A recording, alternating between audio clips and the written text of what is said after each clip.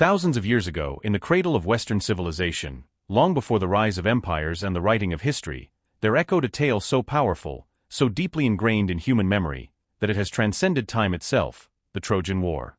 A conflict not merely of swords and shields, but of fate and fury, of gods and mortals caught in a deadly game of pride, love, vengeance, and destiny.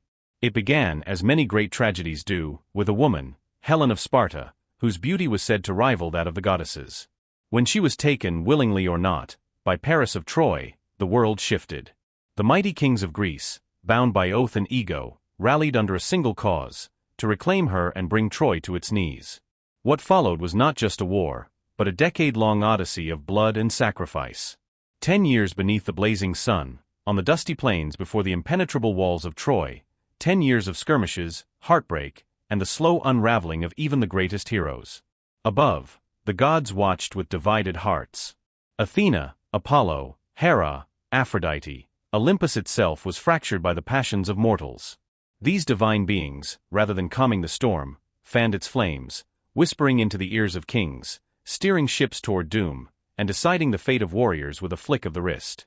It was not only a war between men, it was a war between divine will and mortal resolve. Heroes rose: Achilles, invincible yet vulnerable; Hector, noble in defense of his doomed city; Odysseus, ever cunning, weaving fate like a spider spins its web. And as the years dragged on and blood soaked the earth, the war reached a point of no return. Victory could not come from strength alone. It came instead through guile, a gift of wood, hollow and silent. The Trojan Horse. A masterstroke of deception that shattered a kingdom from within, proving that intellect, when sharpened by desperation, could undo even the strongest of walls. But was it real?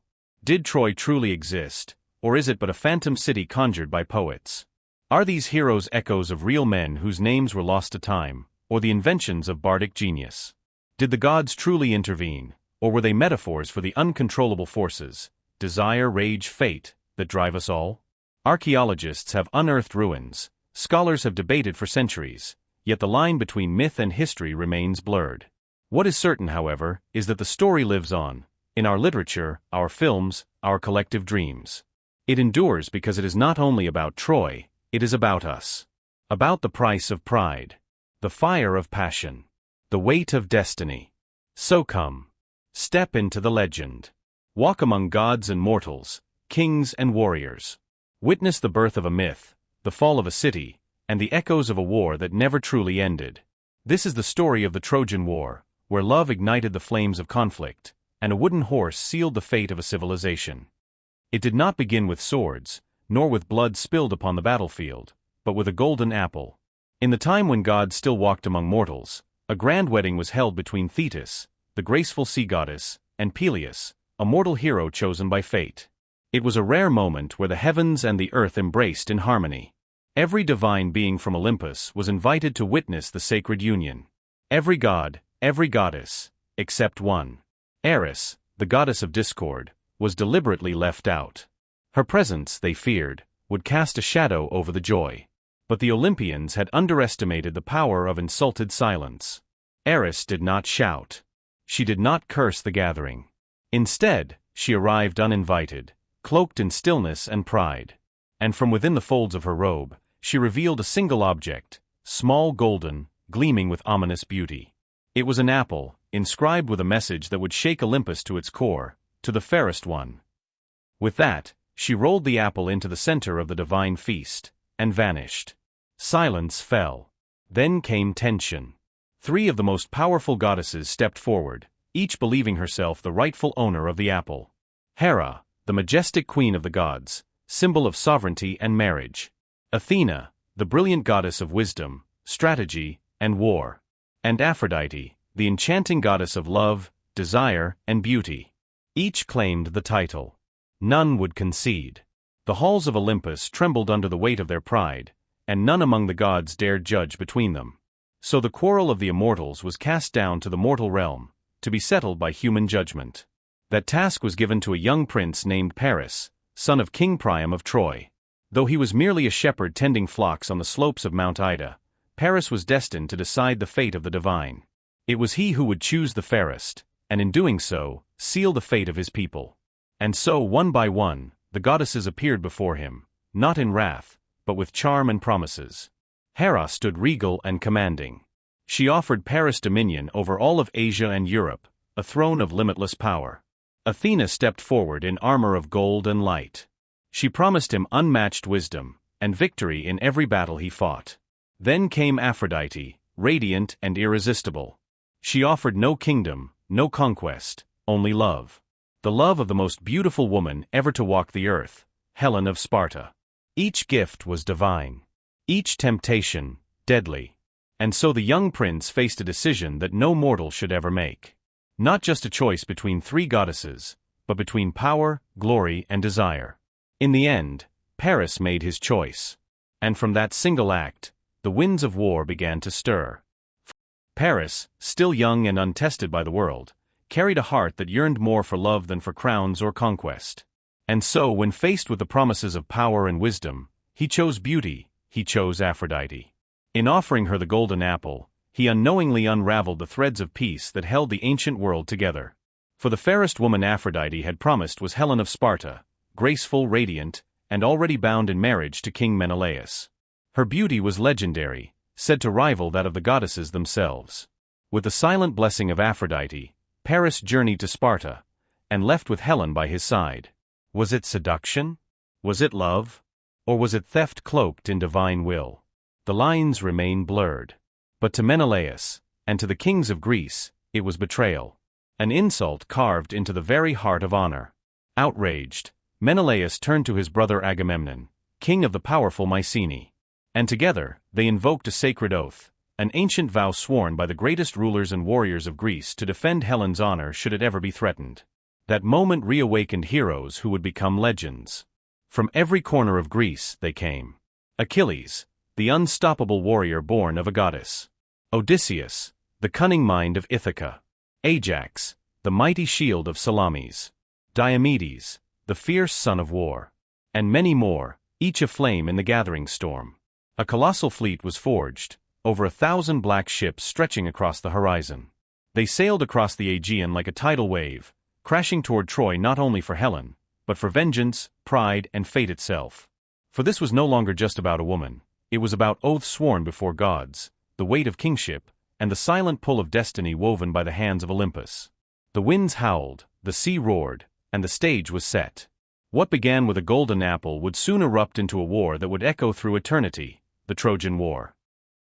10 years, a span far too long for any war. And yet, that was the time the Greeks laid siege to the city of Troy. Day after day, every arrow loosed, every gate that trembled under the battering ram, stood as a testament to the unbreakable resolve of both sides, those who fought to breach the walls, and those who stood ready to die to defend the stones of their homeland. At first, the Greeks attacked with blazing conviction, fueled by the belief that they fought for justice, to reclaim Helen, wife of Menelaus. But as the seasons passed, a bitter truth emerged. Helen had fallen in love with Paris. And Troy would not fall easily. Beneath its towering walls, heroes shed blood like rivers. Ajax the Great, towering and fierce, shattered enemy lines with strength that rivaled the gods. Diomedes, the man bold enough to wound Ares himself, fought like a flame come alive. And above them all stood Achilles, the invincible warrior, clad in armor forged by the god Hephaestus, burning like a living blaze on the battlefield. But not all battles were fought with swords. Agamemnon, the high king of the Greek alliance, in a moment of pride, insulted Achilles by seizing Briseis, his war prize, his love. Wounded in pride and heart, Achilles withdrew from the war. Without him, the tide turned. The Greeks faltered. And the walls of Troy stood stronger than ever. Then rose Hector, prince of Troy, a warrior, yes, but more, a devoted son, a loving husband, a protector of his people. Under his command, the Trojans pushed the Greeks back to the very edge of the sea. At times, it seemed the invaders would abandon the war and sail home in defeat. In desperation, Patroclus, Achilles' dearest companion, his brother in all but blood, donned the hero's armor, hoping to inspire the Greeks. But that act of courage led him to face Hector, and to fall by his hand. The death of Patroclus shattered Achilles. Grief turned to fury, and Achilles returned to the battlefield like a storm made flesh. He cut through Trojan ranks like a god of death, slaying hundreds. And then came the fated duel. Achilles met Hector in single combat, slew him without mercy, and in a rage that shook both heaven and earth, dragged Hector's body around the walls of Troy for days, a deed that silenced even the gods. The siege dragged on. Rivers of blood soaked the earth. Even the gods began to grow weary. One by one, the great warriors fell. Ajax, overwhelmed by grief and fate. Diomedes, wounded and spent. Nestor, once wise and bold, now aged and frail. And still Troy stood, unyielding as a sacred mountain, daring fate itself to bring it down. When swords failed to break the walls, cunning would become the dagger that struck the enemy's heart. Odysseus, the king of Ithaca, not famed for brute strength, but revered for wit and guile, understood one truth: to bring down Troy, he needed a blow that would strike not the walls but the mind. And so, a plan was born in silence. A massive wooden horse, crafted from the timbers of fallen Greek ships, rose on the battlefield. Inside its hollow belly hid Odysseus, Menelaus, Neoptolemus, and a group of elite warriors. Meanwhile, the Greek army staged a retreat, setting sail and leaving behind the horse as a so-called gift of peace. It was a masterpiece of deception and pride. The people of Troy, exhausted after 10 years of war, saw the enemy vanish and rejoiced. They dragged the wooden horse into the city as a trophy, deaf to the warnings of Laocoon, a priest of Apollo, who cried out, "Beware of Greeks bearing gifts." But his warning would go unheeded. From the sea crawled 2 monstrous serpents, sent by the goddess Athena, who coiled around Laocoon and his sons, crushing them to death. The Trojans, blinded by relief and victory, took this as a divine sign of approval. They celebrated deep into the night. Wine flowed like rivers, music filled the air, and joy masked the edge of ruin. Then came the darkness. As Troy slept, triumphant and unguarded, a hatch opened within the wooden horse. Silent as ghosts, the hidden warriors descended into the city. They crept through alleys, slit throats, and opened the gates from within. The Greek army, waiting just offshore, returned under the cover of night. And Troy, once mighty, once unbreakable, was consumed by fire. The strongest walls Greece had ever known fell in ashes. Warriors were butchered without mercy. Women were seized, chained into slavery. Children were hurled from the city's high walls. King Priam was slaughtered at the altar by Neoptolemus, Achilles' vengeful son. Cassandra, the cursed prophetess who had foreseen it all, was dragged away as spoils of war. By morning, there was no Troy. Only smoke, sorrow, and the birth of a legend that would echo through the ages. A tale not just of war, but of pride, passion, deception, and the gods who watched from above as mortals tore their world apart. Achilles did not live to see the day of victory. Struck by an arrow loosed by Paris, guided by the gods, he fell when the weapon pierced the only vulnerable part of his body, his heel. The mightiest of all Greek warriors, silenced by fate. Odysseus, the mind behind the wooden horse, did not find peace either. Though victorious, he wandered the seas for 10 long years, enduring monsters, temptations, and gods in a harrowing journey home, told in the timeless epic the Odyssey. And Helen, the woman said to have launched 1,000 ships, returned to Sparta by Menelaus's side. No triumph, no glory. Juste silence. Her name, caught between curses and compassion, would echo through history as both a symbol of desire and the price of war. The war was won, but the scars remained. Not just on cities or battlefields, but on the hearts of all who lived, loved, and lost beneath the shadow of Troy. That is the legend, but did the city of Troy truly exist? In the 19th century, a German archaeologist named Heinrich Schliemann risked his reputation to prove that the tale was more than myth. Guided by Homer's verses, he began excavations at Hisarlik, a hill in modern-day Turkey. There he uncovered the remains of an ancient fortress city built in layers, named Troy I through Troy 9. Among them, Troy 6 VIA, dating from roughly 1700 to 1200 BCE, is believed by many scholars to be the Troy of Homer's Iliad. Massive stone walls, signs of fire and destruction, arrowheads, weapons, horse remains, and scattered bones all point to a city scarred by war. Yet, no wooden horse, no Helen. Still, Schliemann's discovery shocked the world. He did more than reveal ruins, he bridged myth and history. His findings proved that behind the poetic grandeur of epic tales may lie a core of truth.